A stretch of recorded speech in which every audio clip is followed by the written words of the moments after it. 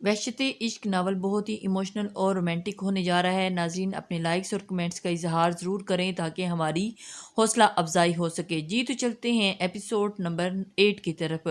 وہ میں گر گئی تھی، شزرا نے اس کی طرف دیکھے بغیر ہی جھوٹ کا سہارا لیا۔ وہ گہرا سانس کھینچ کے رہ گیا۔ میں جانتا ہوں یہ سب آذر نے کیا ہے، برہان نے پورے وثوق سے کہا۔ شزرا کی آنکھوں سے موتی ٹوٹ کر گرنے لگے اور اس نے فوراً ارد گرد دیکھا مگر سب اپنی ہی موج میں گم تھے۔ میں آپ کو بول رہی ہوں میں گر گئی تھی، تو آپ یقین کیوں نہیں کر رہے؟ اس بار شزرا نے قدرے ترش لہجے میں کہا اور اٹھ کے وہاں سے چلی گئی، مگر اس کا جیسے باہر آنے کو بےتاب تھا۔ تقریب ختم ہوئی تو شزرا نے سکھ کا سانس لیا اور فوراً اپنے کمرے میں چلی گئی اور کچھ دیر تنہا رہنا تھا۔ آج اس کے اعصاب بری طرح ٹوٹ پھوٹ کا شکار ہو چکے تھے۔ آج آذر کا یہ رویہ اسے بری طرح توڑ چکا تھا۔ وہ اب بھی صدمے اور بے یقینی کی کیفیت میں کھڑی بیٹھی تھی، اور پہلے آذر کا یہ رویہ اور پھر برہان، وہ جیسے اپنی سوچوں سمجھنے کی صلاحیت کھوتی جا رہی تھی۔ وہ اٹھ کے کپڑے چینج کرنے چلی گئی اور چینج کر کے منہ ہاتھ دھو کے باہر آئی تو اس نے آذر کا اپنا منتظر پایا۔ وہ خاموشی سے اسے تکتی رہ گئی۔ یہ میڈیسن لے لو ساتھ دودھ کے۔ آذر نے سائڈ ٹیبل پر یہ پین کلر اور دودھ گلاس رکھتے ہوئے اس نے اس کی طرف اشارہ کیا اور بغیر اس کے روم سے چلے گئے۔ آذر اپنے روم میں آ کے جیسے ڈھہ سے گئے اور انہوں نے آج شزرا کو بہت تکلیف دی تھی، وہ جانتے تھے، مگر یہ اس کی تکلیف بہت کم تھی جو وہ سہ رہے تھے۔ ٹھنڈے پانی میں شاور کے بعد انہیں خود کو کافی حد تک ریلیکس کیا اور اعصابی طور پر بے حد تھک چکے تھے۔ اب سونا چاہتے تھے مگر نیند ان کی آنکھوں سے جیسے روٹ کی تھی۔ وہ اپنی نظروں میں بار بار شزرا کے آنسو ٹھہرے جاتے، بے چین ہو جاتے۔ بالآخر نیند ان پر مہربان ہو ہی گئی۔ اگلے کچھ دن خاموشی کی نظر ہوئے تھے۔ شزرا اور آذر دونوں ہی ایک دوسرے سے بچتے پھرتے، دونوں حتی الامکان کوشش کرتے ایک دوسرے سے سامنا نہ ہو، مگر پھر ایک گھر میں رہتے ہوئے یہ ممکن نہیں تھا۔ مگر شزرا اس ناممکن کو ممکن بنا لیا تھا۔ اب وہ آذر کی موجودگی میں اپنے کمرے سے باہر نہیں نکلتی اور اس بات کو آذر شدت سے محسوس کرتے تھے۔ ان کی منگنی والے دن کے رویے کے بعد شزرا ان سے بہت دور ہو چکی تھی، اتنی دور کہ وہ سامنے بیٹھی ہوتی تو بھی میلوں کے فاصلے پہ لگتی، مگر اب یہ فاصلہ پار کرنا آسان نہیں تھا۔ وہ صبح ایک عام سی صبح تھی، مگر کوئی نہیں جانتا تھا کہ رات ہوتے ہی وہ اپنے ساتھ کتنے ہنگامے لائے گی۔ صبح سے ہی شزرا کا دل جیسے کسی انہونی کا پتہ دے رہا تھا۔ آذر کے ماموں مامی کی دوپہر میں کال آئی تھی اور رات تک آئیں گے، کچھ ضروری بات ہے۔ بس جب سے شزرا کا دل ہول رہا تھا اور اس کا بس نہیں چاہ رہا تھا کہ اس کا منظر خود کو غائب کر لے، اور اس کا دل جس خدشے کے تحت دھڑک رہا تھا وہ نہیں چاہتی تھی کہ وہ خدشہ صحیح ثابت ہو، اور پھر آذر کو سنبھالنا اس کے بس سے باہر تھا۔ ابھی بھی وہ پریشانی کے عالم میں بھری دوپہر میں گھر کے پچھلے باغ میں بنی چھت پہ جاتی اور سیڑھیوں پر سر جھکائے بیٹھی تھی۔ شزرا تم یہاں کیوں بیٹھی ہو؟ میں تمہیں پورے گھر میں ڈھونڈ لیا، منال نے گھر کے پچھلے میں شزرا کو خاموشی سے بیٹھے دیکھ کے کہا۔ جی اپی کوئی کام تھا؟ شزرا فوراً سیدھی ہو بیٹھی۔ نہیں کوئی کام نہیں تھا، بلکہ سب کاموں سے فارغ ہو کے تمہیں ڈھونڈ رہی تھی، منال نے مسکرا کے کہا اور اس کے برابر میں بیٹھ گئی۔ شزرا نے اس بات میں سر ہلا کے نظریں سامنے کھڑے درخت پر جما دی جہاں پرندوں کے بے شمار گھونسلے تھے، مگر زیادہ دیر تک شاید خالی تھا۔ اکا دکا گھونسلوں میں ان کے بچوں کے چہچہانے کی آوازیں آ جاتی جو اس بھری دوپہر میں نہایت پلی لگ رہی تھیں۔ وہ پھر سے کسی پرندے کی درد تکلیف سے کراہنے کی آواز سنی اور بے چین ہو اٹھی۔ ابھی یہاں کوئی پرندہ درد سے کرا رہا ہے؟ اس نے اس پیڑ کی سمت دیکھتے ہوئے بے چینی سے کہا۔ ہم کچھ نہیں کر سکتے ان کے لیے، اگر ہم قریب بھی گئے تو چیل کوے ہمیں نقصان ہی پہنچائیں گے، منال نے سرسری سے لہجے میں کہا۔ وہ صرف انہیں دیکھ کے رہ گئی، وہ بھی تو درد سے کرا رہی تھی، اور منال بے نیاز تھی، اسے خبر ہی نہیں تھی کہ شزرا کے دل پہ کیا گزر رہی ہے۔ اسی طرح منال اس پرندے کے دکھ سے بھی بے خبر تھی۔ وہ اتنی بے خبر کیسے ہو سکتی تھی؟ اس کا دل یکدم ہی دکھ سے بھر گیا۔ اپی کیا آپ کو اس پرندے کی تکلیف محسوس نہیں ہو رہی؟ اس نے ایک مہم سی امید کے تحت پوچھا۔ پتہ نہیں وہ کہاں سننا چاہتی تھی اور کیا پوچھ رہی تھی۔ وہ اس وقت اس پرندے کی جگہ خود کو محسوس کر رہی تھی۔ وہ سننا چاہتی تھی کہ ہاں منال کو اس کا درد محسوس ہوتا ہے۔ وہ اپنی محبت میں اس کی ذات سے بے خبر نہیں ہوئی تھی، مگر دوسری طرف بے نیازی تھی۔ شزرا اس پرندے کے لیے ہم کیا خود کو مشکل میں ڈالیں؟ منال اس کے بے سرو پا سوال سے عاجز آ چکے تھے۔ کیوں کیا ہم کسی دوسرے کے لیے خود کو مشکل میں ڈال نہیں سکتے؟ اس نے مہم سی امید کے تحت ایک اور سوال کیا۔ ڈال سکتے ہیں، بالکل ڈال سکتے ہیں، منال نے چمکتی آنکھوں سے کہا اور اٹھ کے اس کے سامنے جا کھڑی ہوئی۔ مگر ہمیں یہ بھی تو یقین ہو کہ ہمارا یہ عمل سامنے والے کے لیے خوشی کا باعث بنے گا۔ ہم اپنی بے وقوفی میں کوئی غلطی تو نہیں کرنے جا رہے جسے ہم بھلائی سمجھ رہے ہیں کہ وہ سامنے والے کے لیے مشکل نہ کھڑی کر دے۔ منال آرام سے اسے سمجھا رہی تھی اور شزرا کا ہاتھ پکڑ کر اسے اٹھا کر اسے لے کر تھوڑا آگے بڑھی۔ یہ دیکھو، اس نے قدرے نیچے ڈالی پہ بنے ایک گھونسلے کی طرف اشارہ کیا کہ غالباً اس سے آواز آ رہی تھی۔ وہ کسی کبوتر کا گھونسلہ تھا، وہاں کوئی درد سے نہیں کرا رہا تھا، بلکہ وہ چھوٹے چھوٹے بنا پروں کے بچے ایک دوسرے سے کھیلنے میں مصروف تھے۔ شاید پل بھر کو کوئی رویا ہو، مگر اگلے ہی لمحے پل میں وہ سب بھول بھال کے کھیلنے میں مگن تھے۔ منال نے شزرا کے چہرے کے بغور دیکھتے ہوئے، شزرا سن سی کھڑی وہ سب دیکھ رہی تھی۔ ہم اپنے جوش میں گھونسلہ ڈھونڈنے کھڑے ہوتے ہیں تو نہ جانے کتنے ہی پرندوں کو اڑا دیتے ہیں، مگر جب غور کیا تو یہ آواز یہاں سے آ رہی تھی۔ منال بول رہی تھی اور وہ سن رہی تھی، اور وہ صرف سن ہی رہی تھی، اس کا دماغ کچھ نہیں سوچ رہا تھا۔ اسے منال کی باتش کے ایک پل کو یہ لگا کہ شاید جلدی میں کوئی غلطی فیصلہ کر لیا ہے، اور اسی بات پہ اس کا دل کچھ پلوں کے لیے رکھنا بھول گیا۔ مگر اگلے پل ہی اس نے خود کو تسلی دی کہ شاید آذر کا رویہ شروع میں تھوڑا خراب رہے، پھر شاید سب کچھ بھول کر اپنی زندگی میں مگن ہو جائیں۔ اس کے دل سے منال کے لیے ہمیشہ خوش رہنے کی دعا نکلی تھی۔ رات میں آذر کے ماموں اور مامی سویرا اور ان کے گھر آ گئے تھے۔ برہان ساتھ نہیں آیا۔ شزرا کا دل پل پل سمٹ کے مٹھی میں آ رہا تھا، مگر وہ خود کو سنبھالنے ادھر ادھر مصروف تھی۔ اس وقت بھی سب ڈرائنگ روم میں بیٹھے باتیں کرنے میں مصروف تھے، اور شزرا کچن میں منال کا ہاتھ بٹھا رہی تھی۔ اس اثنا میں آذر اسے آفس سے آتے دکھائی دیے۔ وہ سیدھا اپنے روم کی طرف بڑھے، مگر ڈرائنگ روم سے آتی آوازوں نے ان کے قدم جکڑ لیے۔ وہ اپنے روم میں جانے کے بجائے کچن کی طرف آگے۔ کوئی آیا ہے کیا گھر میں؟ انہوں نے شزرا کو نظر انداز کر کے منال کو مخاطب کیا اور پیچھے پانی کی بوتل نکال کر گلاس میں پانی انڈیلنے لگے۔ جی، وہ آپ کے ماموں اور مامی آئے ہیں، منال نے جواب دیا۔ یہ پہلا موقع تھا جب آذر نے خود سے منگنی کے بعد منال کو مخاطب کیا تھا۔ شاید گلاس میں پانی چھلکا تھا اور انہوں نے قہر زدہ نظر شزرا کے جھکے سر پر ڈالی، جو کانپتے ہاتھوں سے سلاد کے لیے سبزیاں کاٹنے میں مصروف تھی۔ اس نے آذر کی نگاہیں خود پہ محسوس کر لی تھی۔ گھبراہٹ میں یکدم ہی اس کی انگلی میں گہرا کٹ لگ گیا۔ آہ!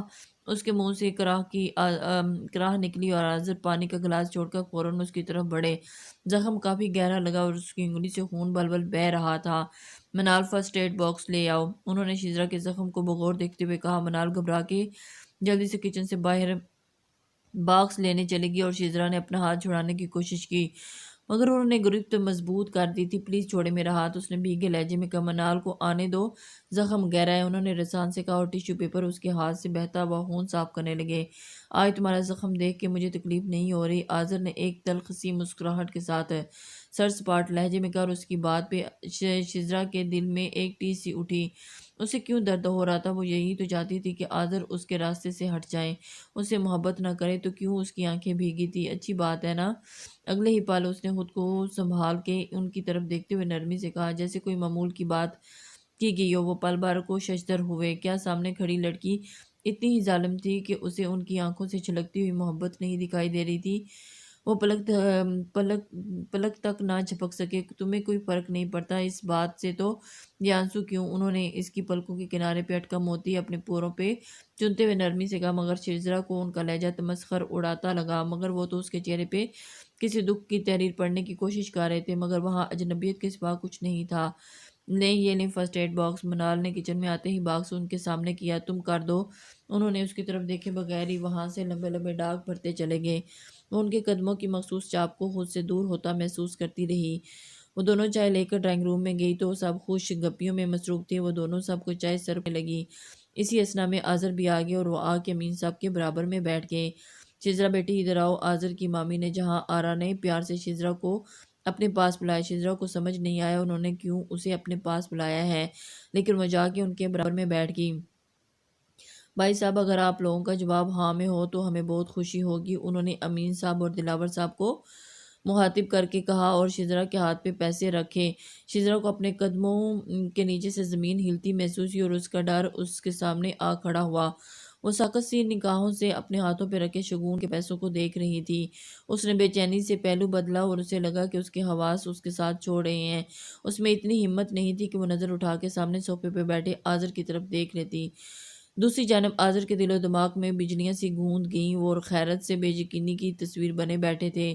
اس کی نظریں صرف آذر کے قدموں پہ جمی تھی۔ پھر اس نے ان قدموں کو وہاں سے جاتے دیکھا اور کچھ دیر کے بعد وہ اٹھ کے اپنے روم میں آ گئی۔ آنسو تواتر سے بہنے لگے۔ کچھ ہی دیر میں جانے کتنے آنسو نکل کر بے مول ہوئے تھے۔ رات کے 2 بج رہے تھے مگر آذر گھر نہیں لوٹے تھے۔ جانے کہاں کہاں کی ہاک چھان رہے تھے۔ پچھلے کئی گھنٹوں سے وہ مسلسل گاڑی سڑکوں پر دوڑا رہے تھے اور ان کے دماغ میں اس وقت جکھڑ چل رہے تھے۔ ان کی آنکھیں اس وقت لہو رنگ تھیں۔ کسی بہت اپنے کے کھونے کا دکھ کیا ہوتا ہے، یہ کوئی آذر سے پوچھتا جو پل پل اس اذیت سے گزر رہے تھے۔ کچھ دیر کے بعد وہ گھر پہنچے تو سب سو چکے تھے۔ گھر میں سناٹا طاری تھا مگر جب شزرا کے روم کے سامنے سے گزرنے لگے تو اندر سے رونے اور سسکنے کی آوازیں آ رہی تھی۔ وہ بلا ارادہ ہی دروازہ کھول کے اندر بڑھے مگر اگلے ہی پل سامنے کا منظر دیکھ کے دنگ رہ گئے۔ کمرے میں ملغجا سا اندھیرا چھایا ہوا تھا اور اس اندھیرے میں کھڑی شزرا آذر کو بخوبی دکھائی دے رہی تھی اور اس کے ایک ہاتھ میں چھری تھی اور جس میں وہ اپنی کلائی کی نس کاٹنے والی تھی۔ اس نے فوراً آگے بڑھ کر اس کے ہاتھ سے چھری لے کر دور پھینکی اور اچانک افتاد سے شزرا گھبرا گئی اور وہ پٹی پٹی نگاہوں سے آذر کو دیکھ رہی تھی۔ یکدم ہی آذر کا ہاتھ اٹھا اور اس کے گال پہ اپنے نشان چھوڑ گیا۔ وہ سن سی رہ گئی، کھڑی رہی اور اس کے پتھر کے وجود میں جنبش تک نہ آئی اور آذر کسی مجسمے کا گمان ہوا۔ کیا کرنے جا رہی تھی تم؟ انہوں نے غصے میں اس کے دونوں بازوؤں کو پکڑ کر جھنجھوڑے۔ خودکشی کرنے جا رہی تھی؟ پہلے ایک کام کرو، مجھے مار دو اور پھر کرتی رہنا اپنی مرضی۔ ان کا غصہ کسی صورت کم نہیں ہو رہا تھا۔ وہ اس پہ بری طرح برس رہے تھے اور یکٹیک ان کا چہرہ دیکھ رہی تھی اور ان کی آنکھیں خالی تھیں۔ آذر نے انہیں چھوڑا اور اپنے چہرے پر ہاتھ پھیر کر خود کو کمپوز کرنے لگے۔ یہ بات سوچ کر ہی دل باہر آنے کو بےتاب تھا کہ اگر وہ تھوڑی سی دیر اور لیٹ ہو جاتے تو پتہ نہیں کیا ہوا تھا۔ شزرا کو لگا کہ ان کے جسم سے جان ختم ہوتی جا رہی ہے اور وہ وہیں بیٹھی چلی گئی۔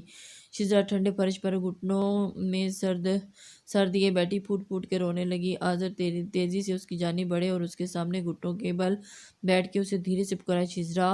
اس نے بے اختیار سر اٹھا کے دیکھا۔ وہ رات بہت سرد تھی، ہوا ہڈیوں میں گھستی محسوس ہو رہی تھی اور کھڑکی سے چاند کی روشنی چھن چھن کے اندر آ رہی تھی۔ شزرا نے سر اٹھا کے دیکھا تو اس کا چہرہ چاندنی کے ہالے میں چمک محسوس ہوا۔ آذر پل بھر کو بھی اتنا مکمل حسن دیکھ کے مبہوت ہوئے۔ انہوں نے بے اختیار ہاتھ بڑھا کر اس کے چہرے پر بکھرے بالوں کو پیچھے کیا۔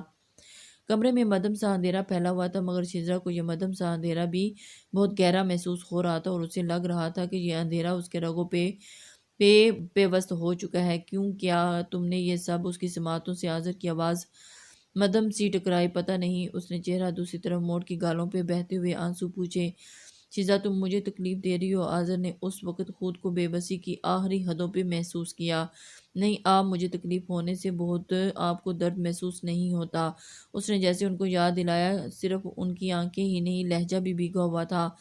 مجھے ہمیشہ لگتا ہے کہ میں تمہارے سامنے ہار جاتا ہوں۔ آذر نے اس کی یکبستہ ہاتھ اپنے ہاتھوں میں لیتے ہوئے کہا اور وہ ڈبڈباتی آنکھوں سے انہیں دیکھ رہی تھی اور چند لمحے اس کے چہرے پر نظریں جمائے بیٹھے رہے۔ آپ جانتے ہیں میں آپ کو کبھی ہارتا ہوا نہیں دیکھ سکتی، اس نے ان کی مضمحل چہرے پر نظریں جمائی قطعیت سے کہا اور آنسو آنکھوں سے نکل کر گالوں پہ بہہ رہے تھے۔ تم ہرا چکی ہو، ایک ایسی ہار جس کے بعد جیت کبھی مقدر نہیں بنے گی۔ وہ ٹوٹے ہوئے لہجے میں بول رہے، اسے اپنا کسی گہرائی کھائی میں محسوس ہوا۔ میرے دل میں تو اب جیتنے کی خواہش بھی نہیں رہی۔ ایک آنسو پلکوں سے ٹوٹ کر شزرا کے ہاتھ کی پشت پر گرا اور اس نے بے یقینی کے عالم میں ان کی طرف دیکھا۔ یہ وہ شخص تھا جس نے اسے ٹوٹ کے چاہا اور اس نے کیا کیا اس کے ساتھ۔ اس پل اسے لگا کہ وہ خود کو کبھی معاف نہیں کر پائے گی۔ دونوں کے درمیان ایک طویل چپ نے بسیرا کر لیا۔ وہاں وہ برہان۔ شزرا نے کچھ کہنا چاہا مگر اس سے پہلے ہی آذر نے اسے خاموش کروا دیا۔ شزرا یہ تمہاری زندگی ہے، مجھے کوئی حق نہیں میں کوئی فیصلہ کروں۔ میں بھی تو کر رہا ہوں نا منال سے شادی، تم آزاد ہو اپنے فیصلوں میں۔ انہوں نے جیسے اپنے دل پہ پتھر رکھ کے یہ سب کہا اور ان کے جسم میں سوئیاں سی گڑی جا رہی تھی۔ انہیں لگا اس جملے کے بعد وہ اب ساری زندگی کچھ نہیں بول سکیں گے اور شزرا تو وہ ٹوٹ کے ریزہ ریزہ بکھر گئی تھی۔ ابھی تو اس نے اپنی محبت کا ماتم بھی صحیح سے نہیں منایا تھا اور یکدم ہی یہ کیسی آفت ٹوٹ پڑی تھی۔ وہ آذر کو بتانا چاہتی تھی کہ وہ ان سے کتنی محبت کرتی ہے مگر اس کے سارے الفاظ اپنی موت آپ مرتے جا رہے تھے۔ اس نے خود ہی تو اس راستے کا انتخاب کیا تھا، اب اپنے انتخاب پہ پچھتانا کیسا؟ وہ اپنی بات مکمل کر کے اٹھ کے جا چکے تھے مگر وہ ان کے خیالوں کے ساتھ وہی بیٹھی رہی اور سوچتی رہی۔ تصویر میں ان کا چہرہ تکتی رہی اور ان کی دنیا میں ابھی تک وہیں بیٹھی تھی اور ان سے باتیں کرتی رہی۔ ان کی سنتی رہی اور بس خاموشی سے انہی کی ہی سنتی رہی۔